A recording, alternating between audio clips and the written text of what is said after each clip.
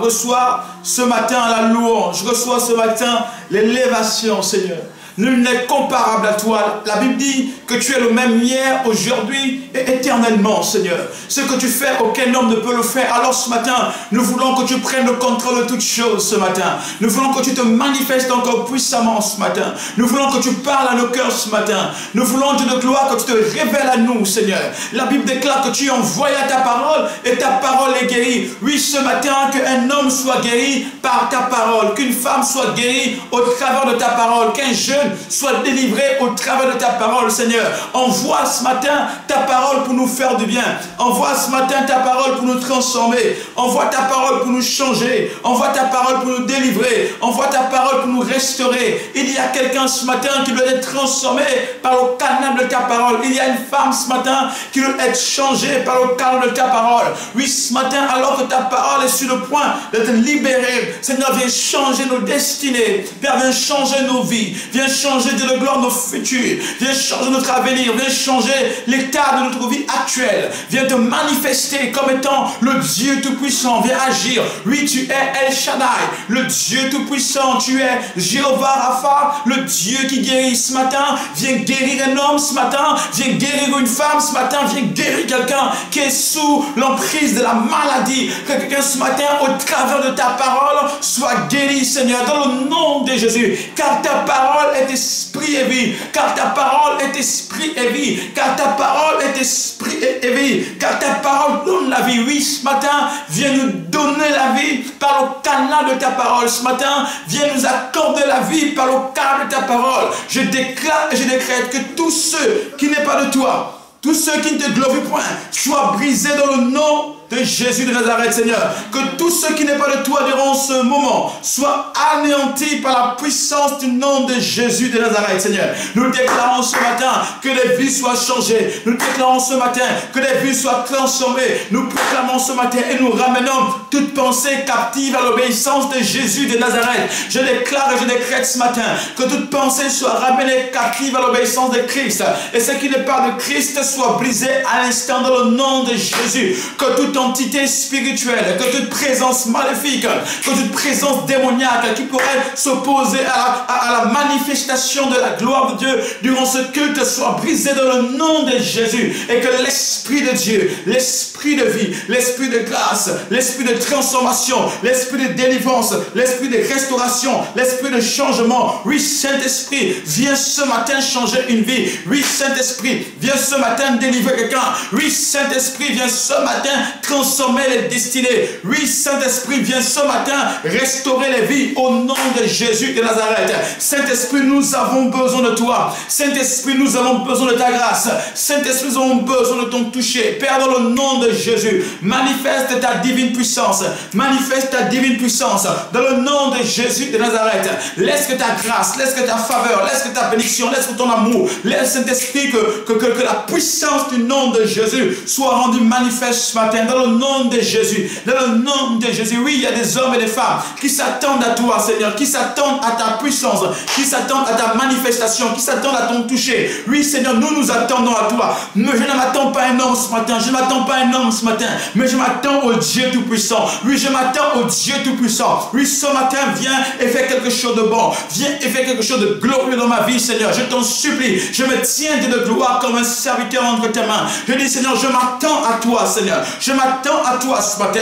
Je m'attends à toi pour ma vie, pour mon futur, pour ma nation, pour ma famille, pour mes enfants, pour ma destinée. Je m'attends à toi, Seigneur. Pour mon église, pour mes frères qui me suivent en direct. Nous nous attendons à toi, Seigneur. Nous nous attendons à toi ce matin. Nous nous attendons à toi ce matin. Ouvre les yeux de nos cœurs afin que nous réalisons et nous comprenons, oh Seigneur, la puissance que tu déploies pour tes enfants, Dieu de gloire. Oh mon Père et mon Dieu, que ce dimanche soit un dimanche exceptionnel. Libère encore ta grâce ce matin. Alors que ta parole sera libérée, permets que des vies soient changées. Nous te le demandons encore dans le nom de Jésus. Amen. Amen. Amen. Alléluia. Amen. Gloire au Seigneur. Amen. Gloire au Seigneur. Que le nom du Seigneur soit béni. Alléluia. Amen. Bienvenue à tous ceux qui nous suivent en direct sur Facebook et sur YouTube. Que le Seigneur vous bénisse. Alléluia. Bienvenue à ceux qui nous suivent sur YouTube, sur Facebook, sur Instagram. Que le nom du Seigneur soit béni. Et ce matin, je voudrais partager avec vous un thème que le Seigneur a déposé dans mon cœur. Gloire au Seigneur. Alléluia. Amen. Et c'est pour cela que je voudrais vous inviter simplement à lire quelques portions des Écritures. Le thème que je donnerai ce matin, que j'aborderai ce matin, est tiré du livre de Galates, chapitre 4. Galates au chapitre 4. Alléluia. Galates, chapitre 4, à partir du verset 1. Galates, chapitre 4, vous pouvez mettre aussi en commentaire le texte. Galates, chapitre 4, à partir du verset 1. C'est de ce texte que je m'aimerais tirer l'enseignement ce matin. Je ne serai pas très long ce matin. Certainement pendant 40 minutes, je partagerai ce que Dieu a déposé dans mon cœur. Et je crois que ce message vraiment nous fera du bien. Parce que voyez-vous, le Seigneur, chaque jour, manifeste sa bonté. Et j'aime bien ce passage qui dit que les bontés de l'Éternel ne sont pas épuisées. Ses compassions, n'est-ce pas, se renouvellent chaque matin. C'est le prophète Jérémie qui le dit dans le livre des Lamentations. Il dit, les bontés de l'Éternel ne sont pas épuisées. Ok? Ses compassions, ses bienfaits se renouvellent chaque matin. Ça veut dire que chaque matin, nous sommes appelés à expérimenter quelque chose de glorieux et de nouveau. Chaque matin de nos vies, de nos travails, dans n'importe quel domaine de notre vie, nous sommes appelés à vivre et à expérimenter quelque chose de nouveau. Alléluia. Donc chaque jour, en fait, tu dois demander au Seigneur de manifester sa bonté envers toi. Chaque jour de ta vie, demande à Dieu de manifester sa bonté envers toi. Alléluia. Et nous croyons que aussi ce matin, le Seigneur a quelque chose de glorieux à nous faire comprendre. Le Seigneur a quelque chose de glorieux à nous donner. Et je crois qu'au travers de sa parole ce matin, nos vies vraiment seront changées et nos vies vraiment seront renouvelées. Alléluia. Amen. Gloire soit rendue à notre Dieu. Ouvrons nos textes dans le livre de Galates chapitre 4. Galates chapitre 4 à partir du verset 1. Je lirai différentes versions pour avoir une meilleure compréhension. Galates chapitre 4 verset 1. Je vais commencer avec la version Louis II. La Bible déclare ceci, dans le livre de Galates chapitre 4, excusez-moi le verset 11, c'est le verset 11, pas le verset 1, mais le verset 11. Galates chapitre 4, verset 11, la Bible déclare ceci, lorsque j'étais enfant, c'est l'apôtre Paul qui parle, il dit, lorsque j'étais enfant, je parlais comme un enfant, je pensais comme un enfant, je raisonnais comme un enfant. Lorsque je suis devenu homme, j'ai fait disparaître ce qui était de l'enfant. Je reprends. Lorsque j'étais enfant, je parlais comme un enfant, je pensais comme un enfant, je raisonnais comme un enfant. Lorsque je suis devenu homme, j'ai fait disparaître tout ce qui était de l'enfant. La version en français courant dit ceci, lorsque j'étais enfant, je parlais comme un enfant, je raisonnais comme un enfant, mais une fois devenu adulte, j'ai abandonné, une fois devenu adulte, j'ai fait quoi? J'ai abandonné tout ce qui était de l'enfant. Tout ce qui était de l'enfant. Une fois devenu adulte, j'ai abandonné tout ce qui était de l'enfant. Alléluia. Amen. Une dernière version. Non, ça c'est le livre de Corinthiens. Ok, c'était Corinthiens chapitre 13, ok, verset 11. Ok, c'était Corinthiens, pour ceux qui me suivent, Corinthiens 13, verset 11. Ok, c'était le livre de Corinthiens, 1 Corinthiens 13, verset 11. Ok, le texte, je vais à peine lire. 1 Corinthiens 13, verset 11. Ok, celui qui dit, lorsque j'étais enfant, je parlais comme un enfant, je raisonnais comme un enfant et j'agissais comme un enfant. C'est le livre de 1 Corinthiens, chapitre 13, verset 11. Maintenant, Galates chapitre 4, verset 1. Galates chapitre 4, verset 1 dit ceci. Or, aussi longtemps que l'héritier est un enfant, il ne diffère en rien d'un esclave, quoiqu'il soit le maître de tout. Je reprends. Or, dans Galates chapitre 4, verset 1, or, aussi longtemps que l'héritier est un enfant, il ne diffère en rien d'un esclave, quoiqu'il soit le maître de tout. Alléluia. Amen. Alléluia. Amen. Galates chapitre 4, verset 1 qu'on a lu, et 1 Corinthiens 13, verset 11. Ok? Voilà, gloire à Dieu. Le terme de mon message ce matin, de mon exhortation ce matin, c'est un autre langage. Un autre langage, ok? En guise d'introduction, j'aimerais simplement dire ce matin que que autant que nous sommes, il y a des étapes dans la vie. Lorsque nous naissons en tant qu'enfants. Lorsque nos parents nous ont conçus, ces derniers nous ont conçus et ont donné naissance à des enfants. Et tellement jeunes, nous grandissons comme des enfants et à un moment donné, après avoir passé l'étape d'enfant, nous atteignons une autre étape ou encore un autre statut, ce qu'on appelle un statut d'adulte. Et nous voyons que même la vie chrétienne est faite ainsi. La vie chrétienne est faite d'étapes et d'étapes, des étapes, des niveaux en fait, simplement je dirais. Parce que lorsque, vous voyez, quand Dieu nous crée d'abord, il nous crée en tant que créature. Et la Bible dit que nous sommes la création de Dieu, nous sommes des créatures de Dieu. Autant que nous sommes, que soit le monde entier, les animaux, les hommes, nous tous nous sommes des créatures de Dieu. Et même le diable, Lucifer, en est une créature de Dieu. Okay? Même les anges sont des créatures de Dieu. Ensuite, après l'étape de créature, vient l'étape, n'est-ce pas, d'enfant. Nous devenons enfants de Dieu après l'acceptation du Seigneur Jésus-Christ dans nos vies. La Bible dira dans le livre de Jean, chapitre 1, je crois à partir du verset 12, la Bible dira à tous ceux qui l'ont reçu, elle a le pouvoir de devenir enfant de Dieu. À tous ceux qui ont reçu quoi? La parole de Dieu. Quand tu reçois la parole de Dieu dans ta vie, elle te donne le pouvoir de devenir enfant de Dieu.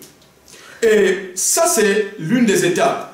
Et nous voyons que dans cette étape d'enfant, en effet, il y a une manière de fonctionner. Il y a une manière de faire. Il y a une manière, n'est-ce pas, de pouvoir agir. Et le livre de Corinthiens nous rappelle ici, au travers de l'apôtre Paul, qu'il disait ceci aussi longtemps. Il dit, en fait, que quand j'étais enfant, je parlais comme un enfant. Donc nous comprenons premièrement ici qu'en tant qu'enfant, il y a un langage. Il y a une manière de faire, il y a une manière de fonctionner. L'enfant a un code, n'est-ce pas, verbal, a une manière de parler, a une manière d'agir. Il dit, quand j'étais enfant, je parlais comme un enfant, j'agissais comme un enfant. Donc, il y a ici des comportements, des attitudes qui caractérisent un enfant. Un enfant a une manière de parler, a une manière d'agir, a une manière de fonctionner. Il dit, je pensais comme un enfant, j'agissais comme un enfant. Et lorsqu'on étudie, n'est-ce pas, le langage d'un enfant, on verra qu'en fait, l'enfant, parfois, il peut dire des choses sans pourtant réfléchir d'abord aux conséquences. Il peut sortir des paroles sans pour autant, n'est-ce pas, avoir ce que j'appelle une certaine maturité d'analyse de ces paroles. Il peut libérer des propos sans pour autant, n'est-ce pas, réfléchir d'abord sur les conséquences attachées aux propos qu'il va libérer. Et l'apôtre Paul dit que lorsque j'étais enfant, j'agissais comme cela. Je parlais comme un enfant, je mangeais comme un enfant, je raisonnais comme un enfant.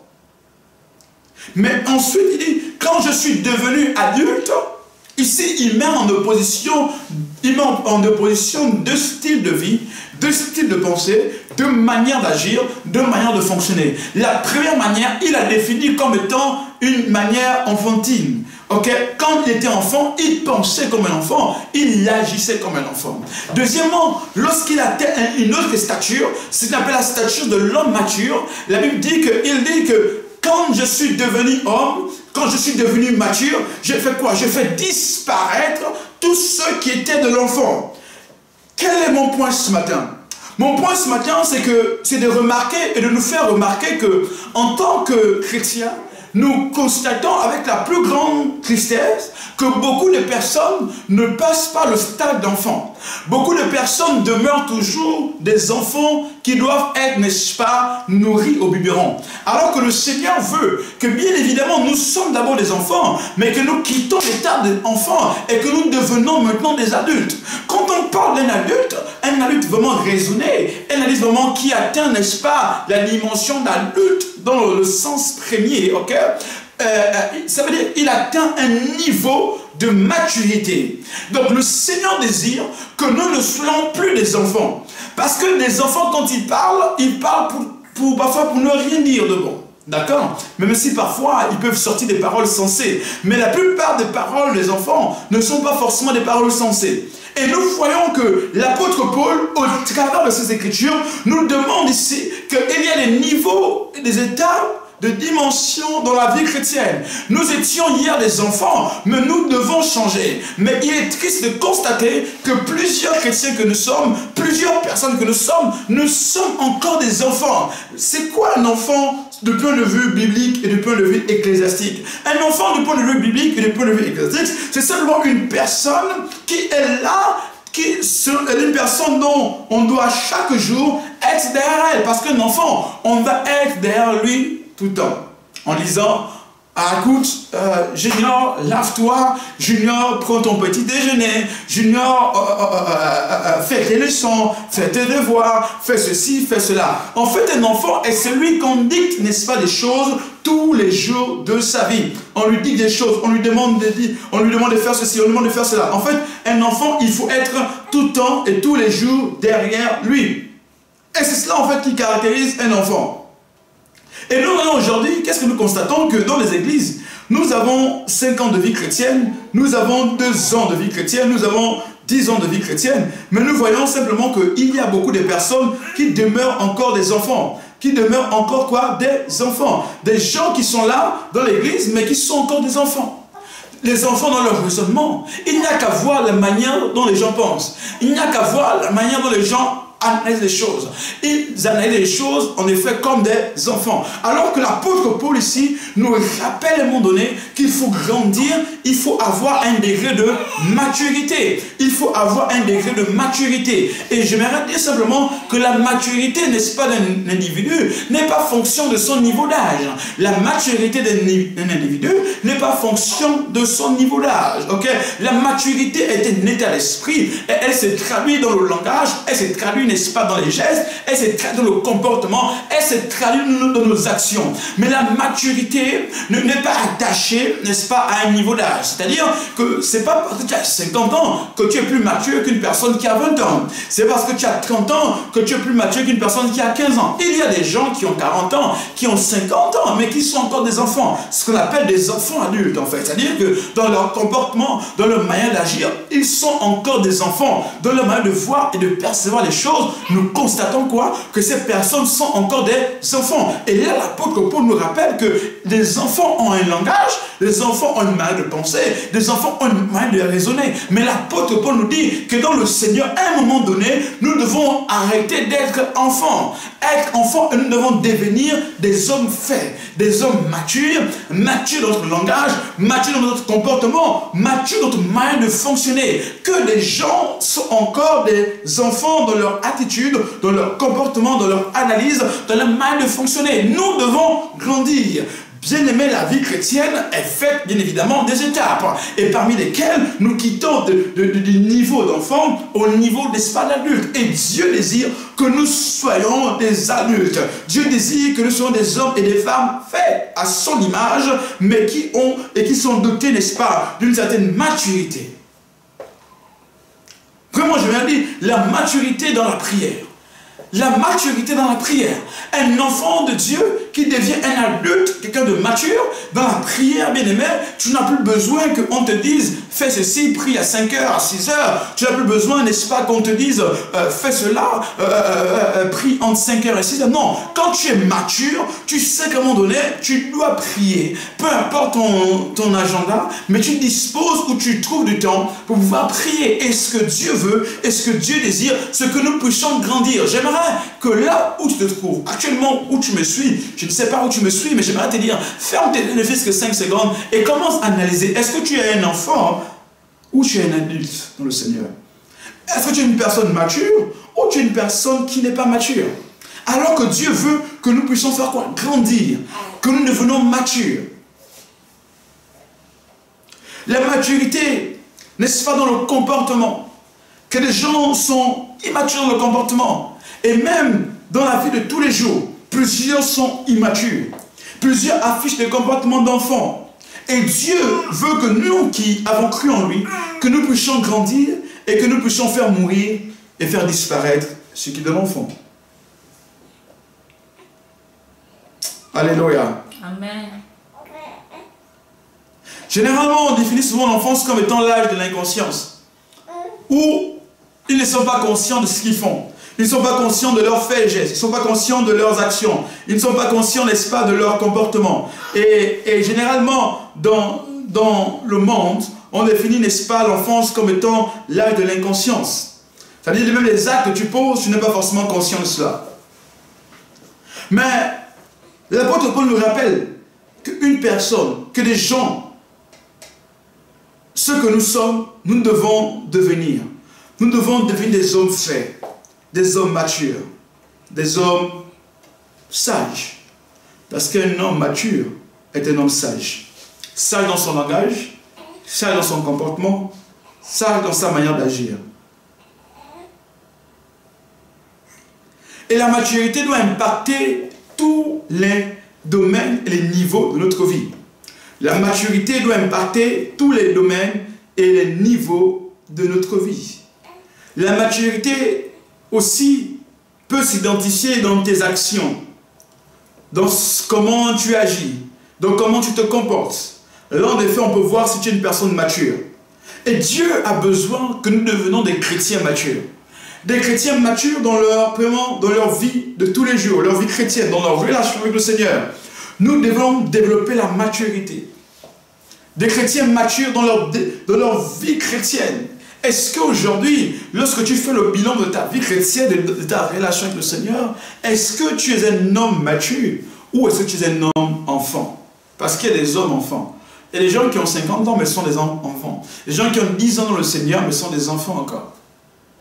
L'apôtre Paul a dit que jusqu'à quand, n'est-ce pas, devrais-je vous considérer comme des enfants? Il dit, vous avez reçu tellement de paroles, vous devez être des hommes matures, mais vous êtes encore comme des enfants, dans je crois que c'est dans l'hébreu. C'est comme des enfants, vous voulez être nourris au biberon, au lait maternel.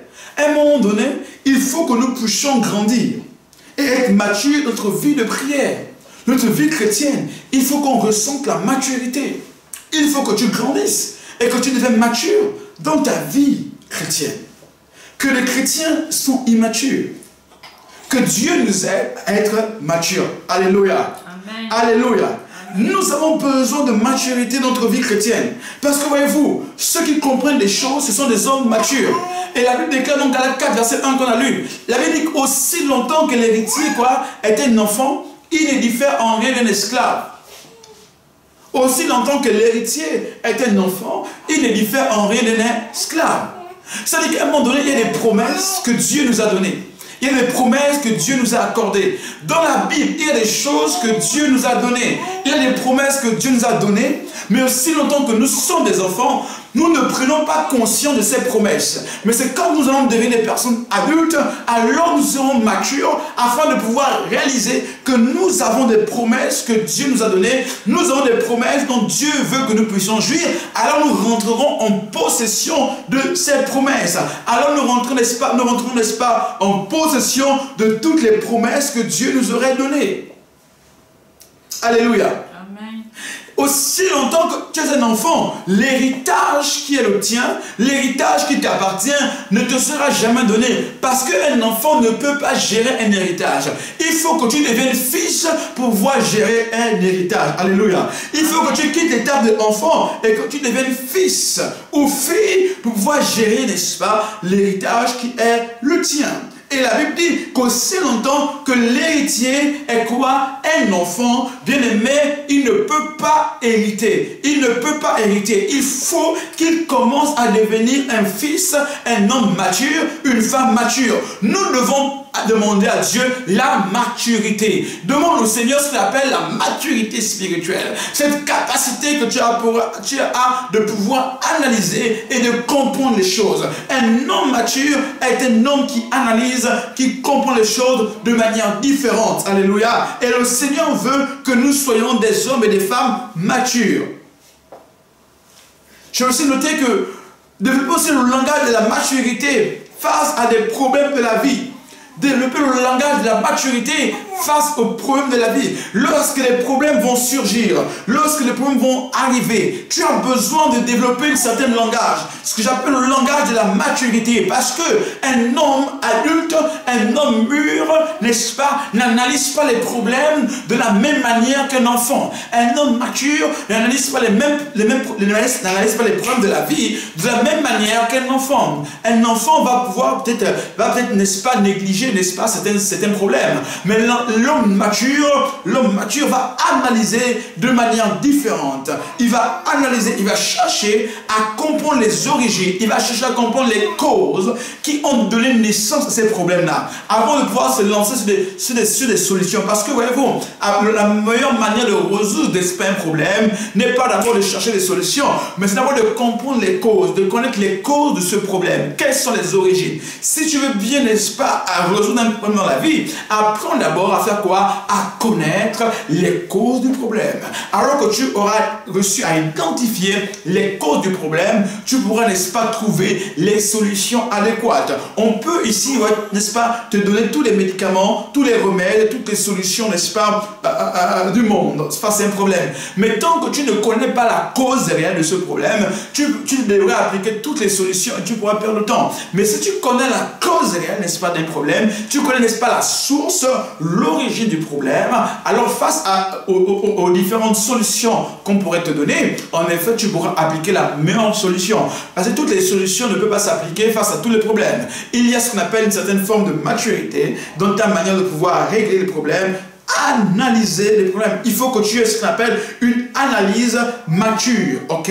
Une analyse mature. Je dis aussi effectivement le langage de la maturité face à l'adversité. Le langage de la maturité face à l'adversité. Lorsque tu fais face à l'adversité chez toi, quel est le langage que tu obtiens? Quel est le langage que tu développes? Quel est le langage, n'est-ce pas, que tu abordes? Quel langage, n'est-ce pas, que tu prononces? Comment tu agis, n'est-ce pas, face à l'adversité, lorsque l'adversité te fait face? Lorsque l'adversité arrive, bien aimé, quel est le langage que tu as? Est-ce que tu as le langage d'un homme mature ou est-ce que tu as le langage d'un enfant? Est-ce que tu as le langage d'une femme qui est mature, une femme qui est adulte, une femme qui raisonne selon que Dieu désire, ou est-ce que tu raisonnes, ou est-ce que tu penses comme un enfant? L'apôtre Paul a dit, quand j'étais enfant, je parlais comme un enfant, j'agissais comme un enfant, je raisonnais comme un enfant. Alléluia. Ça veut dire que lorsque l'apôtre Paul était devant l'adversité, ce dernier raisonnait comme un enfant, il agissait comme un enfant, il parlait comme un enfant, mais il dit, écoutez, bien-aimé, à un moment donné, j'ai grandi en fait. À un moment donné, je me suis développé. À un moment donné, j'ai évolué en fait. Bien aimé, tu dois apprendre à évoluer. Tu ne dois pas être enfant. Il dit, à un moment donné, j'ai évolué. Donc, face à l'adversité, je ne suis plus celui qui raisonne comme un enfant. Je ne suis plus celui qui parle comme un enfant. Mais face à l'adversité, je développe, n'est-ce pas, la mentalité d'un homme adulte, d'une femme adulte. Tu dois développer le langage, la mentalité, le comportement d'un homme adulte. Quand je parle de langage, je parle dans tous les domaines, parce que le langage est d'abord verbal, mais aussi il y a ce qu'on appelle un langage non verbal. Quand on parle de langage non verbal, c'est ce qu'on appelle la réaction, le comportement, l'attitude que tu as face à l'adversité. Est-ce que quand l'adversité arrive, la première chose que tu fais, est-ce que ce sont des paroles, n'est-ce pas, de pitié, des paroles, n'est-ce pas, de pleurs, des paroles, n'est-ce pas, de lamentation que tu sors? Ou est-ce que quand l'adversité arrive, tu te dis non, assurément, je suis un homme mature, je refuse de pleurer, je refuse de m'inquiéter, mais je commence à développer ce qu'on appelle la dimension de la foi, la dimension d'un homme mature, et faire face à l'adversité et faire face aux problèmes. Alléluia. Amen. Alléluia.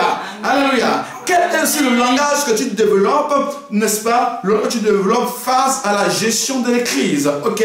Quel est le langage que tu développes? Quelle est l'attitude que tu développes?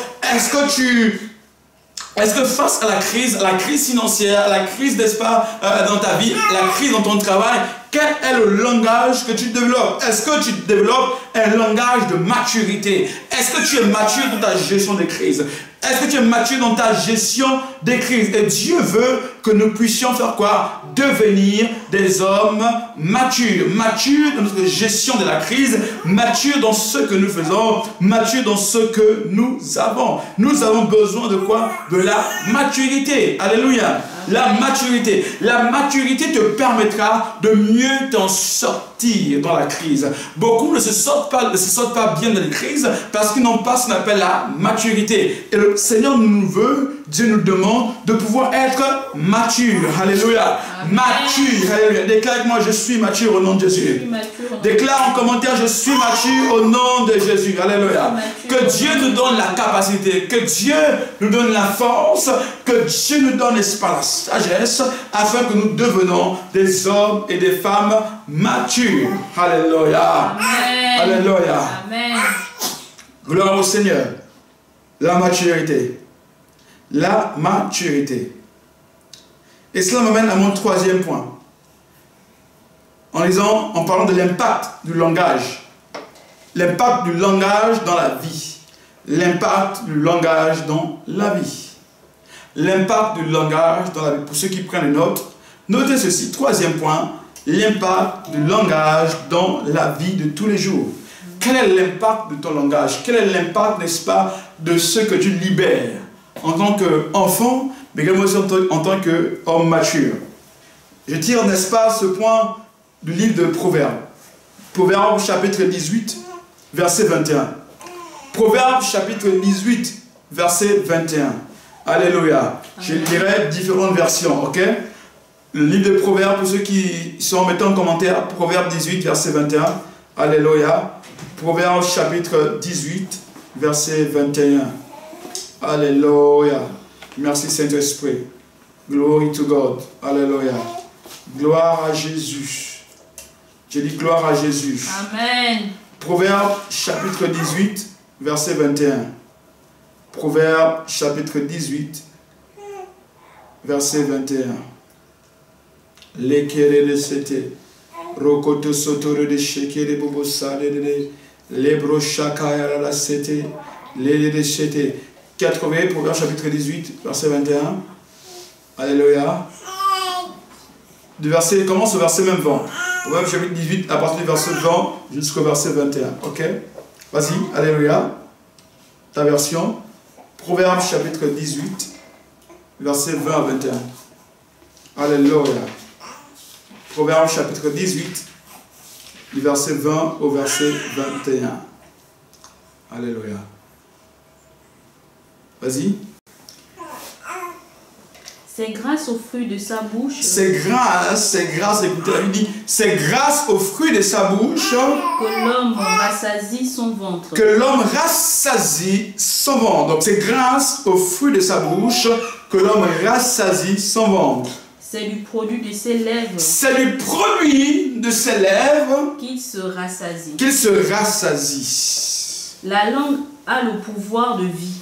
La langue a le pouvoir de vie. Et de mort. Et de mort.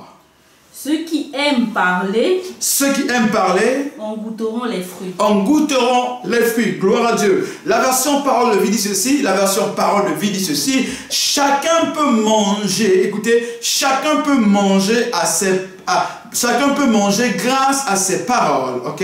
Version parole de vie. Chacun peut manger grâce à ses paroles. Ce qu'il dit l'aide à gagner sa vie. Verset 21. Les paroles peuvent donner la vie ou la mort. Les paroles peuvent donner quoi? La vie ou la mort. Et il continue, celui qui aime parler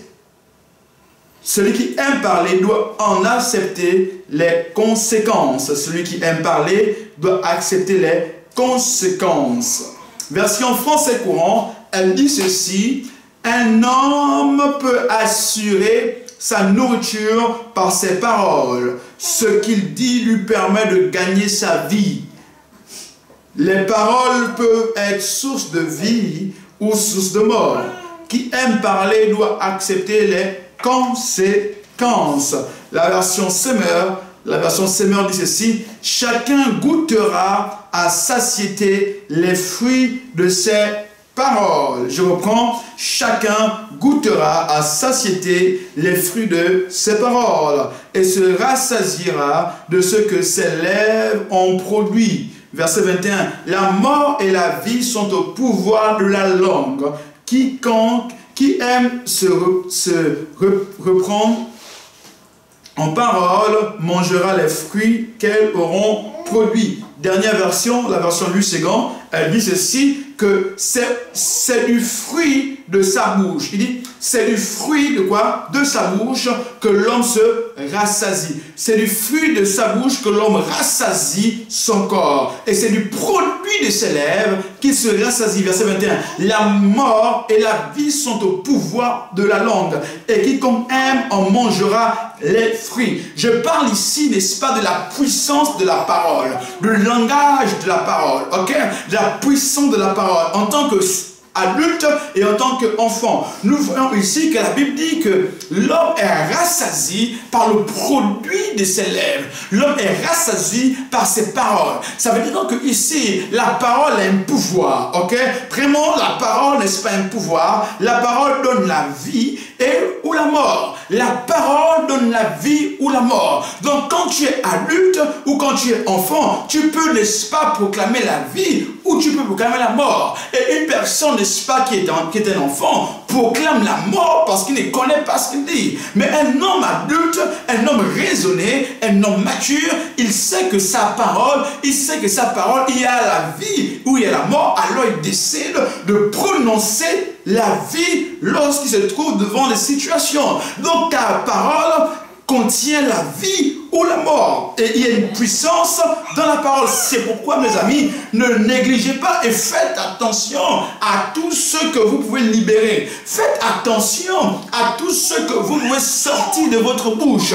Il y a des gens qui ont condamné leur vie. Il y a des gens qui ont condamné, n'est-ce pas, leur futur. Il y a des gens qui ont condamné leur avenir rien que par leurs paroles, rien que par leurs propos. Il y a des gens qui ont condamné leur destinée rien que par leurs parole. Voyez-vous, quand tu sors une parole, cette parole va produire la vie ou la mort. C'est pourquoi ne prononcez jamais, au grand jamais, des paroles de mort sur votre vie. Ne prononcez jamais, au grand jamais, des paroles de condamnation sur vos enfants, sur votre nourriture, sur votre travail, sur votre mari, sur votre femme. Ne prononcez jamais de telles paroles. Alléluia. N'ayez jamais des propos discriminatoires, n'ayez jamais des propos de malheur, n'ayez jamais des propos, n'est-ce pas, de malheur dans la vie contre vos proches, ok? Ayez toujours des propos de vie, parce qu'il y a le pouvoir de la parole. Bien aimé, la Bible déclare au commencement était la parole, et la parole était avec Dieu, et la parole était Dieu. La Bible dit que tout ce qui a été fait par Dieu. La parole, Dieu qui était la parole, elle a été faite par la parole. Il c'est par la parole que Dieu a créé l'univers. C'est par la parole que Dieu a créé les cieux et la terre. Donc ta parole, donc ce que tu sors de ta bouche, produit la vie ou la mort. C'est pourquoi quand tu es un homme mature, je parle ici de la maturité. Un homme mature a un autre langage. Un homme mature sait qu'il peut libérer la vie ou la mort au travers de sa parole. C'est pourquoi un homme mature ne parle pas n'importe comment. Un homme mature ne parle pas n'importe comment. La maturité aussi, c'est la capacité de ne pas parler à tout vent. La maturité, c'est la capacité aussi de pouvoir, n'est-ce pas, être sage dans ce que tu dis. Alléluia. Amen. Parce que tu sais que ce que tu dis produit la vie. Un homme mature ne parle pas à longueur de journée. Une femme mature sait se tenir, sait tenir sa langue. Que Dieu nous donne la capacité d'être des hommes et des femmes matures. Parce que la vie se trouve dans le langage. La vie se trouve dans la parole. Alléluia. Deuxième chose que ce texte nous dit, il dit aussi que ce que tu déclares peut apporter la vie comme la mort. Ce que tu déclares peut apporter la vie comme la mort. C'est pourquoi j'aimerais vous dire, bien aimé, quand vous êtes devant l'adversité, ayez un autre langage, le langage de la vie. Le langage de la vie. Ne proclamez pas ce que vous voyez, mais proclamez ce que vous voulez. Alléluia. Amen. Ne proclamez pas ce que vous voyez physiquement, mais proclamez ce que vous voyez dans l'esprit. Alléluia. Ce que vous voulez dans l'esprit. Et cela m'amène à illustrer avec cette histoire de cette tsunami, ok? Cette femme-là qui avait perdu, n'est-ce pas, son enfant, dont Élisée avait pris pour elle. Que son enfant était quoi? Était mort. Il était décédé, ok? Et cette femme va descendre et va vouloir aller chercher, n'est-ce pas, le prophète Élisée. Et la Bible dit ceci, que son mari lui a dit, que t'arrives-tu, femme? Qu'est-ce qu'il y a, ok? Et cette femme-là a dit à son mari, tout va bien. Alléluia. Cette femme-là était face à l'adversité. À savoir, son fils était mort. Son fils était dans la chambre du prophète. Il était mort. Ok. Mais lorsqu'elle descend de la chambre et vouloir sortir, son mari dit, qu'est-ce t'arrive-tu? Ton visage ne me semble pas joyeux. Et cette femme répond à son mari que tout va bien. Alléluia. En fait, cette femme-là avait compris une chose qui est une puissance dans le langage. Si elle avait dit à son mari que l'enfant est mort, elle aurait proclamé la vie. Mais quand elle dit tout va bien, en fait, elle proclame. En fait, si elle avait dit, excusez-moi, si elle avait dit à son mari que l'enfant était mort, elle aurait proclamé la mort. Okay? Mais elle a compris qu'il faut que je sois mature. Parce qu'avant, j'étais comme un enfant. Mais aujourd'hui, je suis devenue femme adulte. Alors, je proclame la vie. Alors, elle dit à son mari, écoute, Marie, tout va bien. En d'autres termes, la vie est dans notre maison. La vie est dans notre maison. Elle n'a pas regardé à la situation présente. Elle n'a pas regardé à la mort qui a frappé sa maison. Mais elle a regardé à ce que Dieu pouvait faire. C'est pourquoi elle a proclamé la vie. C'est pourquoi j'aimerais te dire, mon ami, ma soeur, mon frère, qui me suit sur Internet, il y a la vie dans ta parole, il y a la vie dans ta bouche. Alors proclame la vie. Même si ton enfant est malade, même si les médecins ont dit qu'il aura 5 ans, 10 ans, 30 ans, maximum 20 ans qu'il lui reste à vivre, après il va mourir, laisse-moi te dire que par ta parole, tu as le pouvoir d'apporter la vie. Alléluia. Alléluia. C'est quoi quand nous prions? Quand nous prions, qu'est-ce que nous faisons? Nous ne faisons que libérer les paroles. Alléluia. Prier, c'est libérer les paroles. Et libérer quelqu'un des paroles. Les paroles de vie, les paroles de transformation, les paroles de guérison, les paroles de délivrance. Alléluia. La vie se trouve dans la bouche. La Bible dit que la vie se trouve dans la bouche. Alors je prends conscience que la vie se trouve dans la bouche. Si la vie se trouve dans la bouche et si la mort dans la bouche, alors je dois faire attention à ce que je sors de ma bouche, car je sais que de ma bouche je peux produire la vie, je peux produire la mort, je peux produire la vie ou la mort. Attention à ce que tu sors. Un homme mature ne sort pas les paroles n'importe comment. Il sait que ces paroles, n'est-ce pas, peuvent produire la vie ou la mort. Troisième chose, grâce à tes paroles tu peux manger. Grâce à tes paroles tu peux manger. Et la Bible nous dit que l'homme est quoi? Est rassasié par le fruit de ses lèvres. L'homme est rassasié par le fruit de ses lèvres. Ça veut dire que ta parole apporte à manger. Ce que tu proclames, c'est ce que tu vas avoir. Ce que tu proclames, c'est ce que tu vas avoir. Amen. Et la question que j'aimerais te poser, c'est que proclames-tu? Que libères-tu en longueur de journée par rapport à ta vie, par rapport à ton entreprise, par rapport à ta famille, par rapport à ta vie chrétienne? Que libères-tu? La Bible dit que l'homme est rassasié par le fruit, n'est-ce pas, de quoi? De ses paroles. Par le fruit de ses paroles, l'homme est rassasié. Donc ça veut dire que tu ne pourras manger que ce que tu proclames, que tu déclares. Et dans la version Louis II, elle dit que ceci, elle dit que quiconque aime en mangera les fruits. Ça veut dire que tu ne mangeras le fruit que de ce que tu proclames. Est-ce que tu m'entends? Tu ne mangeras le fruit que de ce que tu libères. Ça veut dire que si ta bouche est une source de malédiction, assurément, tu vas manger le fruit de la malédiction. Si ta bouche est une source d'échec, tu mangeras le fruit d'échec. Mais si ta bouche est une source de bénédiction, je te vois manger le fruit de bénédiction. Je dis que si ta bouche est une source de bonheur, je te vois manger le fruit de la bénédiction et du bonheur. Et c'est pourquoi je prie dans le nom de Jésus. Et je prophétise que de ta bouche sortent des paroles de bénédiction. Au nom de Jésus de Nazareth. Oh, je parle à une femme ce matin qui m'entend. Je parle à un homme ce matin. Et je déclare que de ta bouche sortent des paroles de vie au nom de Jésus. Je déclare que tu vas manger le meilleur fruit. Le fruit de bénédiction, le fruit d'élévation. Au travers de ta bouche, que tu sors de tout ce que tu sortiras de ta bouche seront des paroles de vie au nom de Jésus de Nazareth. Alléluia. Quatrième chose, nous ne sommes que la conséquence de ce que nous déclarons et de nous proclamons. Nous ne sommes que la conséquence de ce que nous déclarons et nous proclamons. Alléluia. Que déclares-tu? Que Que proclames-tu? Tu n'es rien que la conséquence de ce que tu déclares et ce que tu proclames. Bien-aimé, commence à voir ta vie. Commence à voir qu'est-ce que tu sors en longueur de journée. Commence à analyser, est-ce que j'appelle la maturité pour analyser ce que tu déclares. Bien-aimé, tu n'es rien que le fruit de ce que tu déclares. C'est pourquoi fais attention à ce que tu déclares. Fais attention à ce que tu sors. La Bible dit que nous ne sommes que la conséquence de ce que nous déclarons. Parfois, ce qui nous arrive, c'est pas tant nos sorciers au village.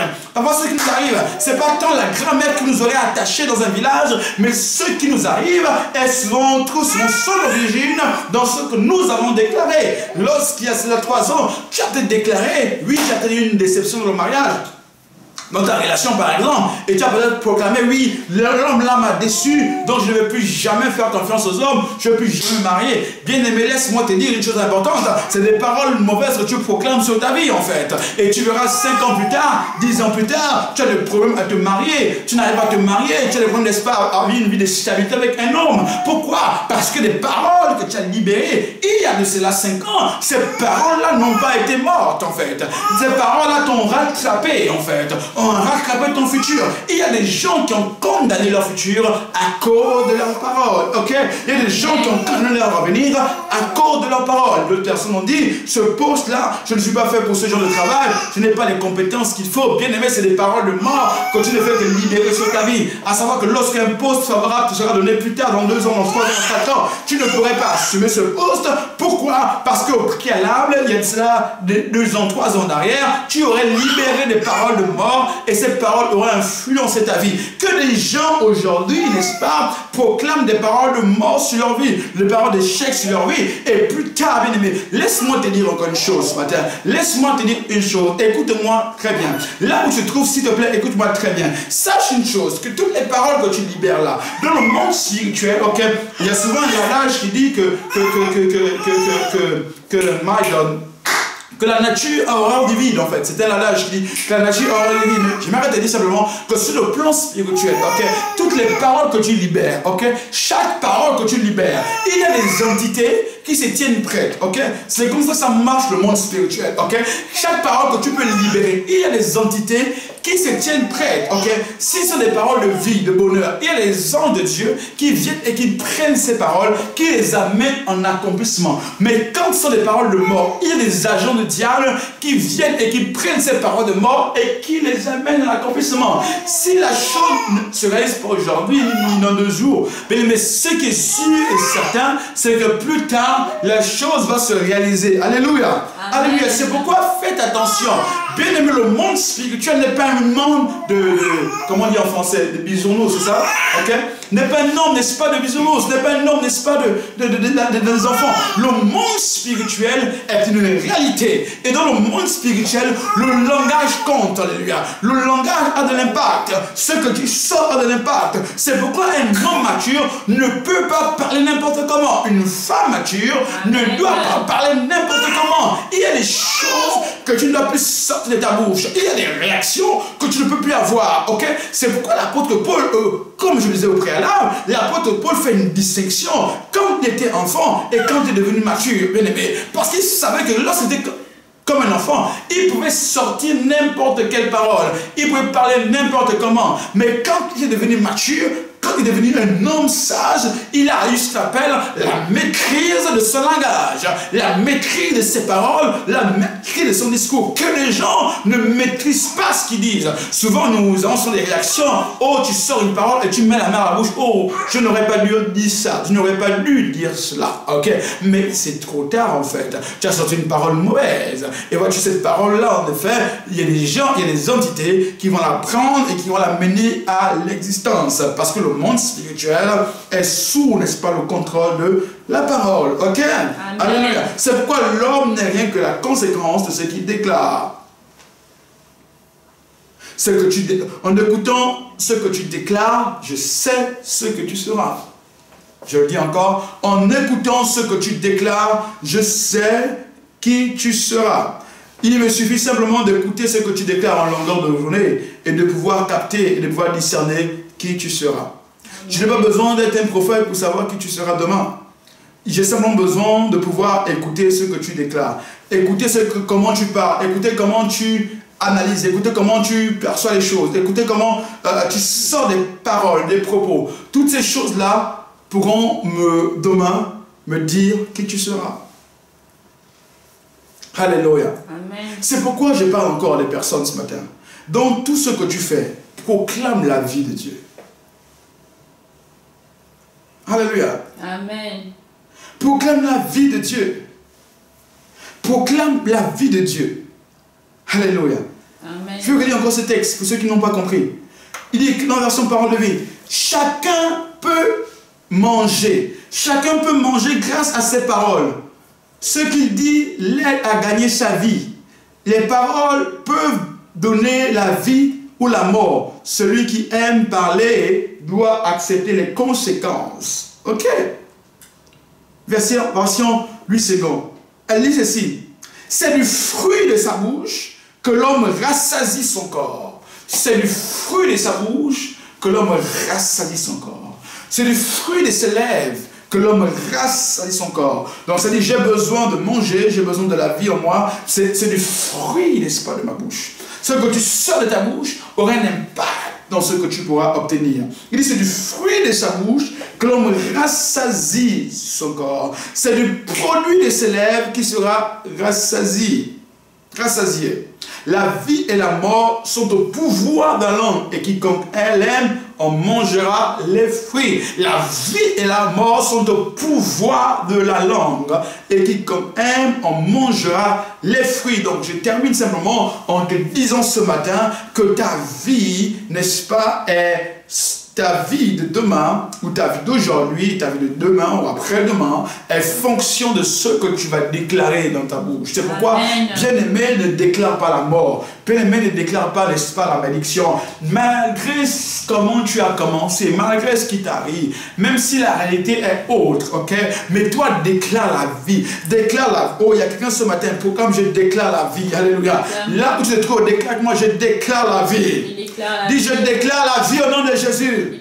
Déclare, je déclare la vie au nom de Jésus. Alléluia. Là où tu touches chez toi, proclame ces paroles. Dis, je déclare la vie. Alléluia. Chaque matin, proclame ces paroles. Dis, je déclare la vie. Je déclare la vie de Dieu. La vie de Dieu en moi. Dans tout ce que je fais. La vie de Dieu dans mes enfants. La vie de Dieu dans mon travail, dans mes études. La vie de Dieu dans mes entreprises. Dans toutes choses, bien aimé. Chaque matin, tu dois te lever avant de sortir de chez toi, avant de partir au travail. Proclame la vie. Alléluia. Touche tes enfants. Touche, n'est-ce pas, ton mari. Touche ta femme. Touche, n'est-ce pas, ceux qui t'entourent.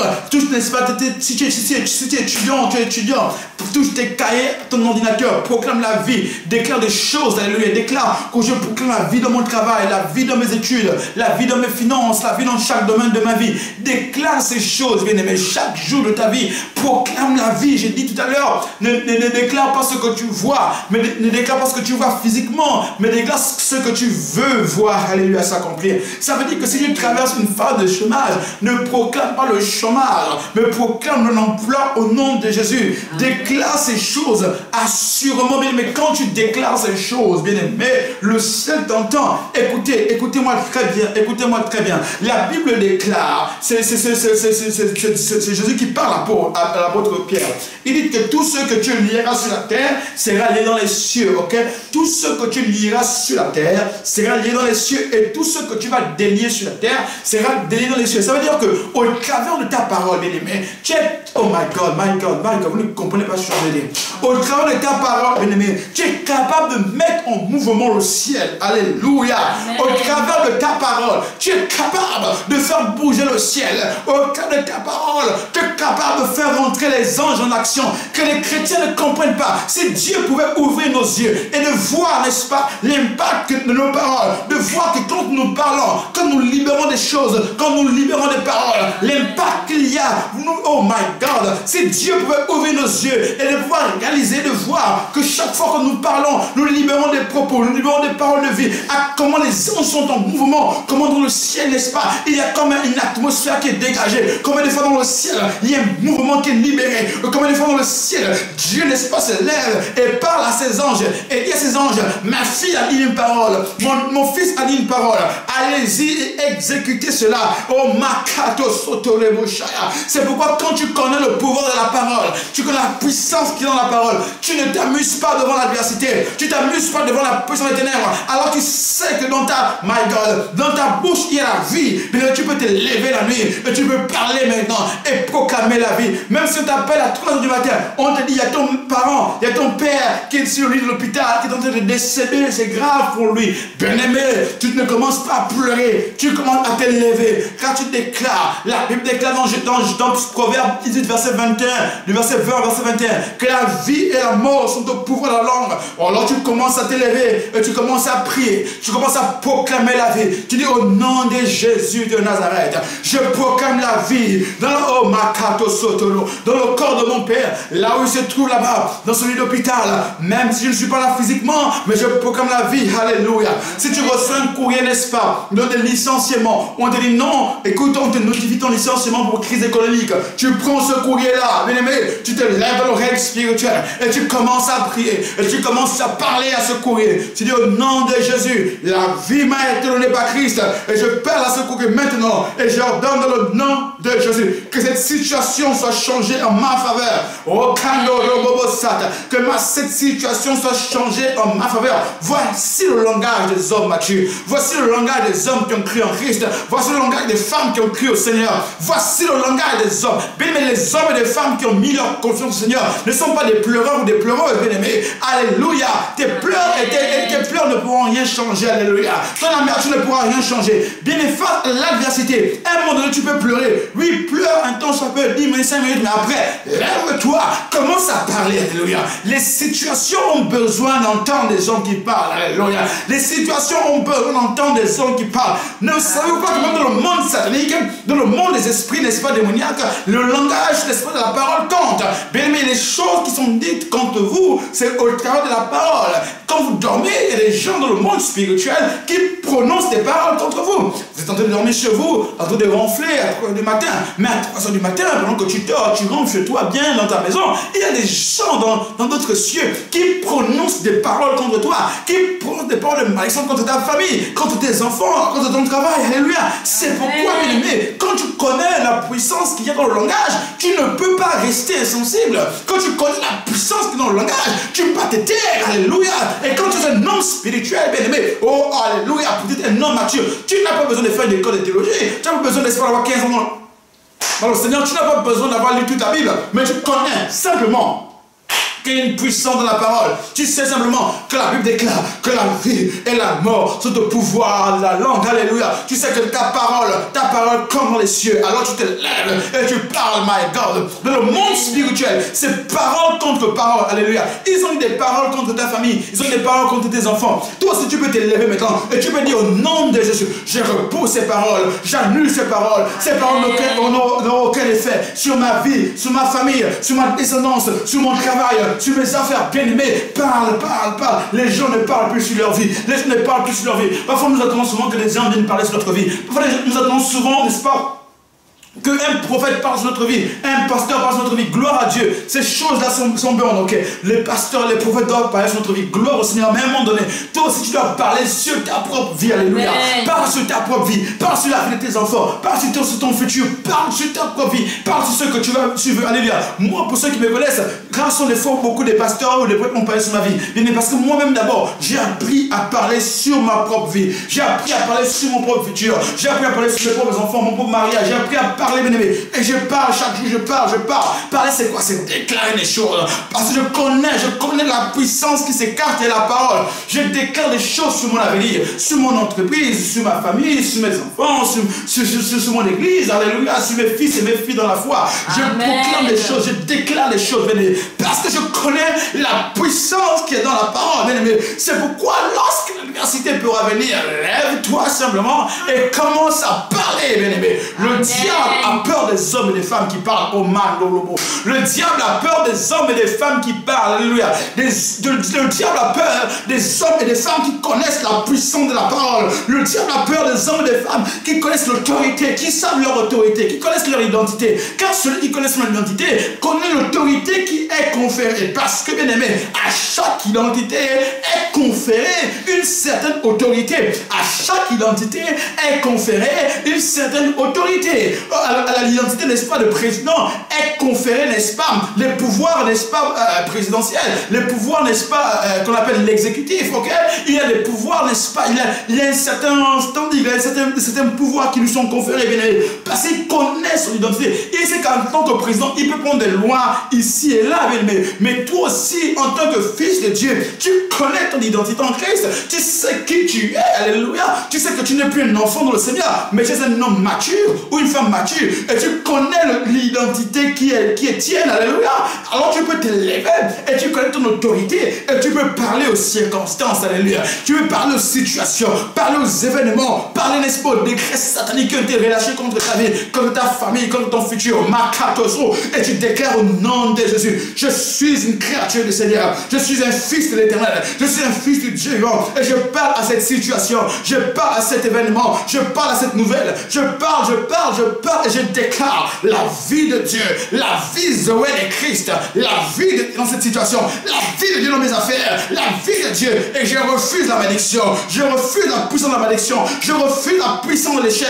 Je refuse la puissance de la mort. J'appelle la vie. J'appelle la vie de Christ. La vie de Christ au nom de Jésus de Nazareth. Je reconnais, Seigneur, que tu es mon Dieu. Je reconnais que tu es mort sur la croix pour moi. Je reconnais que la Bible déclare dans le livre de Luc chapitre 10, à partir du verset 17 jusqu'à 18-19, la Bible déclare: oh, je voyais Satan tomber du ciel comme un éclair. Voici, je vous ai le pouvoir de marcher sur les serpents et sur les scorpions et sur toute la puissance du diable, et rien ne pourra vous nuire. Oh, je reconnais, Seigneur, que tu m'as donné le pouvoir de marcher sur les serpents et sur les scorpions et sur toute la puissance du diable, et rien ne pourra me nuire. Alors tu te lèves la nuit, tu commences à prier: j'ai reçu l'autorité, j'ai reçu le pouvoir. Oh, Makata Satereboshaya, tu relis encore, tu confesses encore. Chapitre 54, verset 17, et 54, verset 17, tout enfange contre toi sera nul et sans effet. Tu déclares: oh Seigneur, je proclame au nom de Jésus, que la Bible déclare dans Ésaïe 54, verset 17, que tout enfange contre moi sera nul et sans effet. Et toute langue qui se lèvera en justice contre moi, je la condamnerai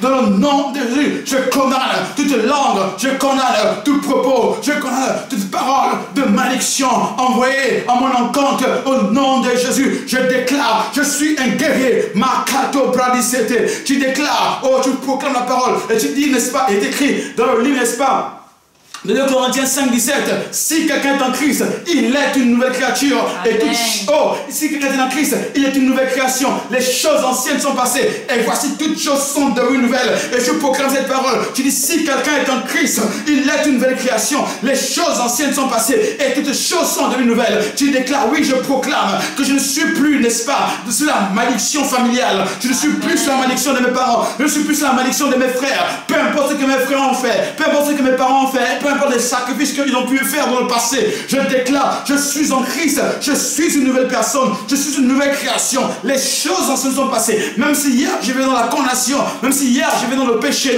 dans l'immoralité, dans l'impudicité, je déclare maintenant: je suis dans le Seigneur, je suis une nouvelle création, je suis une nouvelle personne. Tu proclames la parole, tu déclares la parole, et cette parole va commencer à prendre vie en toi. Alléluia.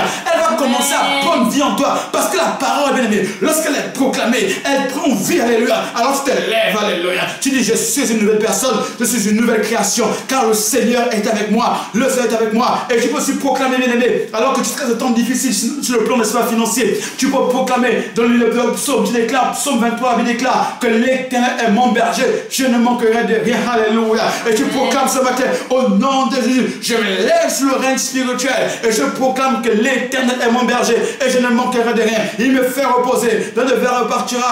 Alléluia. Il me conduit dans les sentiers de la justice à cause de son nom. Alléluia. Alléluia. Tu déclares Alléluia. Quand je traverse la vallée de l'ombre de la mort, je ne crains aucun mal, car il est avec moi. Alléluia. Ça voulait être son bâton. Merci. Alléluia. Alléluia. Alléluia. Alléluia. Et je déclare, j'habiterai dans la maison du Seigneur tous les jours de ma vie. Et tu proclames encore les paroles, proclame la parole, déclare les choses. Déclare la parole de Dieu et tu verras cette parole va s'accomplir dans ta vie, dans tous les domaines de ta vie, bien-aimé. Ton problème, c'est que tu ne déclares pas la parole. Ton problème, c'est que tu ne proclames pas la parole de Dieu. Proclame la parole. Base ta vie sur la parole. Base ta foi sur la parole. Car la parole de Dieu est la vérité et la parole de Dieu s'accomplit toujours. Proclame la parole. Tout est dans la parole. La vie est dans la parole. Et la parole, c'est la parole de Dieu. Déclare, appuie-toi sur cette parole. Elle est la vie. Elle contient la vie. Elle contient la solution à tous tes problèmes. C'est la parole de vie. C'est la parole de la transformation. C'est la parole de la guérison. Tu déclares, oui, la Bible déclare, il envoya sa parole et sa parole me guérit. Je proclame au nom de Jésus. Je suis guéri par la parole de Dieu. Alléluia. Et tu déclares, la Bible déclare, oh my God, si tu es malade, tu déclares, oh Seigneur, la Bible déclare dans le livre d'Ésaïe que par ses meurtrissures, nous avons été guéris. Par ses meurtrissures, nous avons été guéris. Qu'il a pris nos fardeaux, il a pris nos fautes, il a pris nos iniquités sur la croix de Golgotha. Oh Seigneur, selon Ésaïe, je proclame et je déclare que par tes meurtrissures, je suis guéri, je suis guéri, je suis guéri. Alors je proclame que je suis guéri maintenant, que mon enfant est guéri maintenant. Dans le nom de Jésus, tu commences à proclamer la parole, tu proclames la parole, déclare la parole, alléluia. Déclare la parole, libère la parole, elle aura un impact parce que Dieu ne répond que selon sa parole. Alléluia. Dieu ne répond que par rapport à sa parole. Déclare sa parole car sa parole est la vie. Sa parole transforme, sa parole guérit, sa parole change. Déclare la parole et tu verras cela s'accomplir. N'arrête pas, arrête de te morfondre, arrête de pleurer, arrête de t'inquiéter. Déclare simplement la parole car la parole est la vie. Amen. Alléluia. Amen. La parole c'est la vie. Et la vie c'est Jésus. La parole, c'est la vie, et la vie, c'est Jésus. Amen. Et nous avons besoin de déclarer la parole. Ce matin, j'ai voulu, au travers de ce passage, nous montrer que nous devons grandir en maturité. Amen. En maturité, nous devons grandir. Nous devons quitter l'étape d'enfant et devenir mature. Un homme mature déclare la parole. Un homme mature parle de Jésus. Un homme mature proclame la vie. Amen. Un homme mature proclame les choses. Il sait en qui il a cru. Un homme mature ne se plaint pas. Ce sont des hommes immatures qui se plaignent tout le temps. Ce sont des hommes immatures, des enfants qui se plaignent tout le temps. Parce que l'enfant se plaint tout le temps. Mais un homme mature ne se plaint pas. Un homme mature sait en qui il a cru. Alléluia. Amen. Alléluia. Amen. Maintenant où tu te trouves, j'aimerais que tu lèves tes mains où tu te trouves. Alléluia. Amen. Lève tes mains. Alléluia. Lève tes mains où tu te trouves. Nous allons prier pendant un instant. Je sens la grâce de Dieu ce matin. Rekete sete reboshaya. Rekete sete reboshaya reboshaya. Je vais encore où tu te trouves maintenant. Où tu te trouves. Lève tes mains. Alléluia. Prie maintenant. Prie maintenant pour ce passage. Prie pour cette parole qui a été libérée. Prie ce matin pour la maturité spirituelle. Prie ce matin. Rekete sete. Rokoto soto lebo. Rekete sete. Demande à Dieu de la maturité spirituelle. Au nom de Jésus. Rekete sete lebo shande lebo. Rokoto soto rodo sheke. Rekete sete lebo sheye. Rekete. Prie pour la maturité. Prie pour la maturité ce matin. Au nom de Jésus. Prie pour la maturité. Rekete sete lebo shande lebo. Rekete. Là où tu te trouves, même sur YouTube, sur Facebook, priez que Dieu vous rende mature.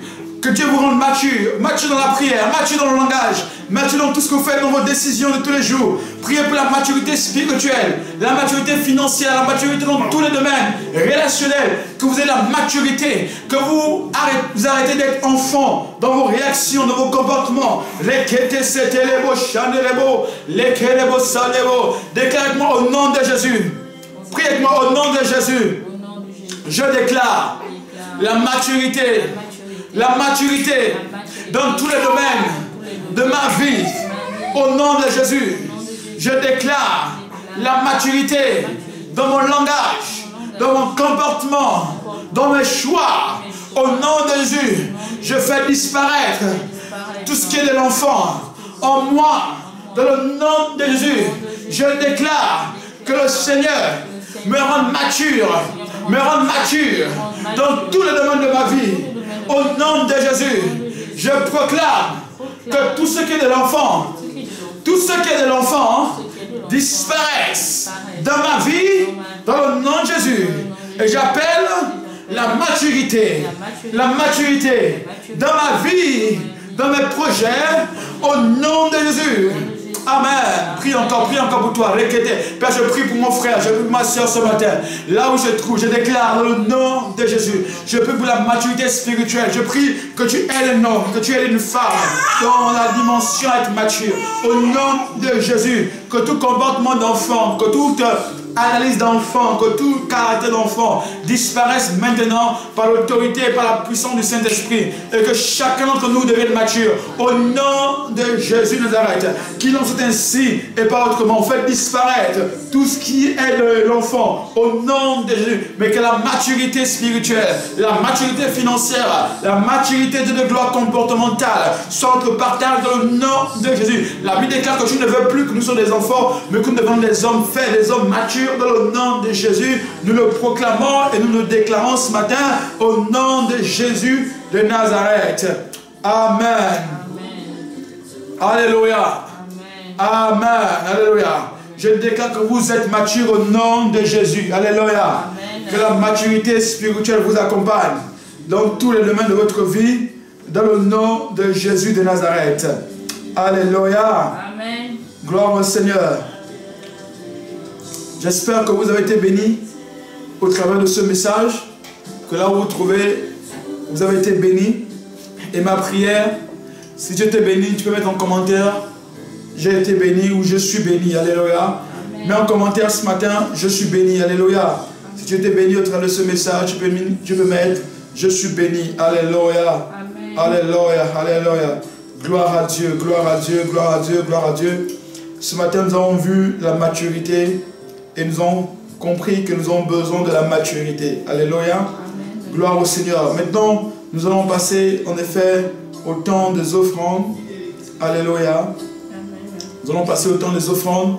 Si tu as prévu ton offrande, là où tu te trouves, alléluia, tu peux envoyer ton offrande, n'est-ce pas, en suivant simplement le lien Facebook qui s'affiche sur Facebook. Alléluia. Il y a le lien PayPal ou le lien du numéro de compte bancaire de l'église qui s'affiche, le RIB qui s'affiche sur les directs, ok. Pour ceux qui sont sur YouTube, ok, il y a aussi un lien en bas, ok, ou dans les commentaires sur YouTube, il y a un lien en bas, ok, de la vidéo. Vous pouvez sur ce lien-là, un compte PayPal, vous pouvez envoyer vos offrandes maintenant. Alléluia. Quelqu'un dit je suis béni. Amen. Gloire à Dieu. Voilà, nous allons passer maintenant au temps des offrandes. Alléluia. Amen. Oui, parce qu'il faut donner aussi au Seigneur. Alléluia. Amen. Apportons nos offrandes maintenant au nom de Jésus de la joie. Tu peux faire comme moi. Si tu es en ligne, tu peux faire comme moi. Tu vas sur ton compte bancaire et tu fais ton virement de ton offrande. Alléluia. Alléluia. Amen. Donc nous allons donner dans la joie. Alléluia. Dans la joie, nous allons donner en écoutant ce chant-là. Donc si tu as ton offrande, commence à mettre ton offrande. Et quand c'est bon, tu pourras mettre un commentaire que c'est bon. Alléluia. Que tu as fait ton offrande. Alléluia. Moi aussi j'ai fait mon offrande.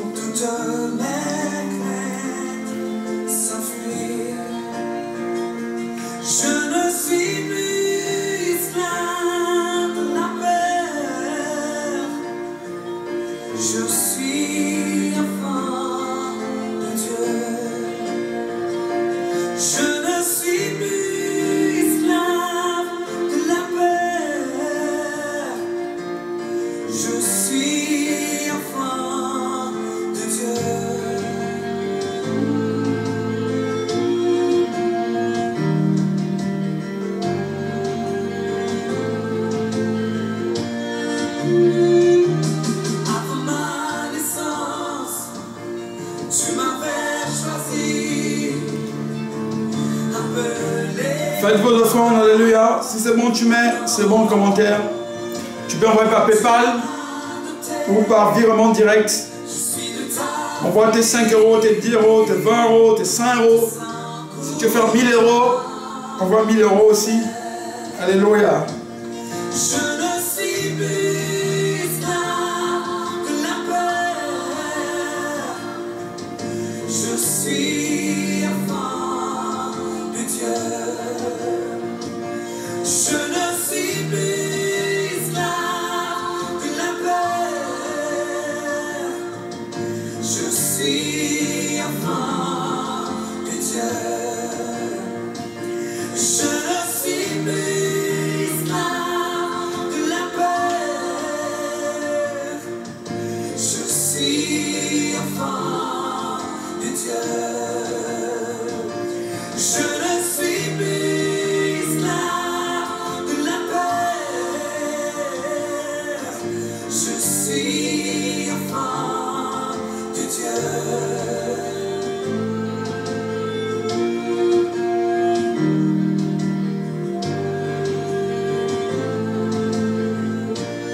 Il m'a choisi. Oh. Voilà, envoie ton offrande.